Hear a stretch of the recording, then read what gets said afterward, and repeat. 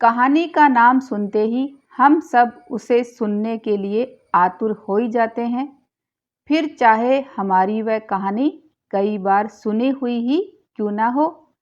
कहानी ना केवल संदेश पहुंचाने का जरिया है, ये हमें अपनी संस्कृति व परंपराओं से भी जोड़ती है। साथ ही कहानियाँ उस भाषा को सीखने में भी मददगार साबित होती हैं। और अगर कहानी में अकबर बीरबल के मज़ेदार किस्से हों तो क्या कहना, जो हमारी सूझबूझ की क्षमता को भी बढ़ा देते हैं।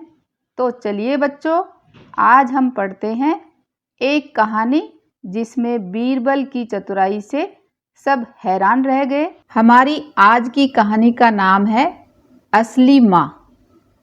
सम्राट का कर्तव्य पृथ्वी पर भगवान की छाया के रूप में काम करते हुए अपने राज्य में शांति स्थापित करना, कमज़ोरों की रक्षा करना और दुष्टों को दंड देना होता है। यानी ये सब काम किसके हैं? किसी भी राजा के या उस राज्य के सम्राट के। अकबर को अपनी निष्पक्षता पर गर्व था। आखिरकार वह शहंशाह था, दुनिया उसकी शरण में थी। एक दिन उसकी शाही अदालत में दो औरतें एक बच्चे के साथ आई। वे दोनों फूट फूट कर रो रही थी। पहली औरत ने कहा, जहाँपना, यह बच्चा मेरा पुत्र है।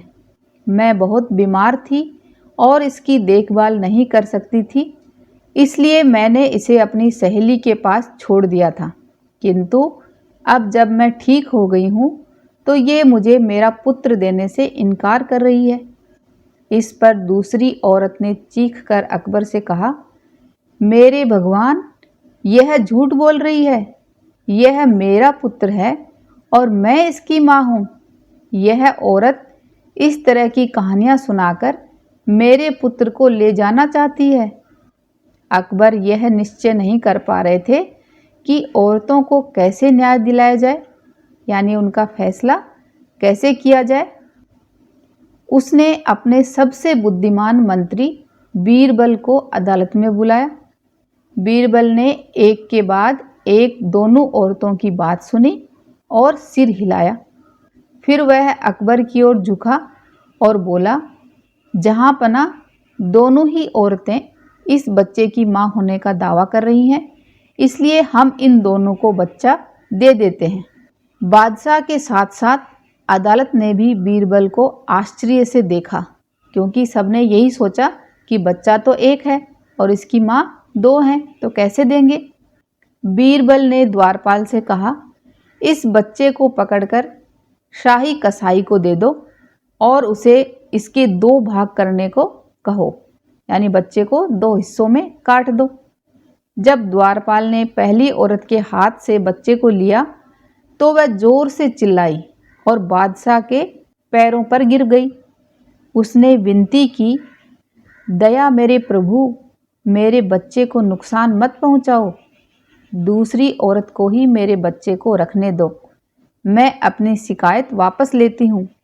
मैं अपने बच्चे से बहुत प्यार करती हूँ और उसे हानि पहुँचते हुए नहीं देख सकती।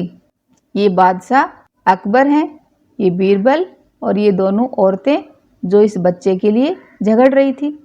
बीरबल मुस्कुराया और अकबर से बोला, महाराज, यही बच्चे की असली माँ है। एक माँ कुछ भी सहन कर सकती है, किंतु उसके बच्चे को कोई हानि पहुँचाए ये वह सहन नहीं कर सकती। इस तरह बीरबल ने पहचान लिया कि इस बच्चे की असली माँ कौन है। अदालत में मौजूद हर किसी ने बीरबल की बुद्धि की सराहना की, बीरबल की तारीफ करी और मजेदार अकबर ने बीरबल को हर समस्या को सुलझाने के लिए जुड़े रहें सुंदर उपहार दिया। हिंदी कला केंद्र से